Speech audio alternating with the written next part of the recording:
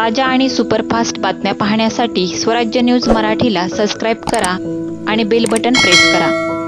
आमदार विजयकुमार देशमुख यांनी मंगळवार दिनांक 15 एप्रिल रोजी महानगरपालिका येथील आयुक्त यांच्या दालनात नॅशनल हायवे अधिकारी, भूमी संपादन विशेष अधिकारी व नगर रचना विभाग यांच्या समवेत सोलापूर शहरातील मंजूर झालेल्या दोन्ही उड्डाणपुलांचे काम प्रलंबित असल्याने मंगळवारी यावर बैठकीत चर्चा करण्यात आली।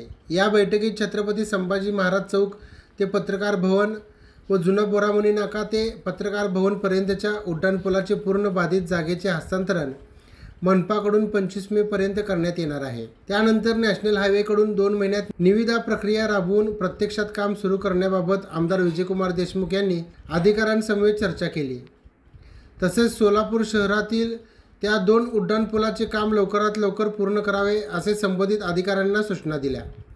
यावेळी महापालिका आयुक्त डॉक्टर सचिन उंबासे, अतिरिक्त आयुक्त संदीप कारंजे, माजी सभागृह नेता शिवानंद पाटील आदी उपस्थित होते।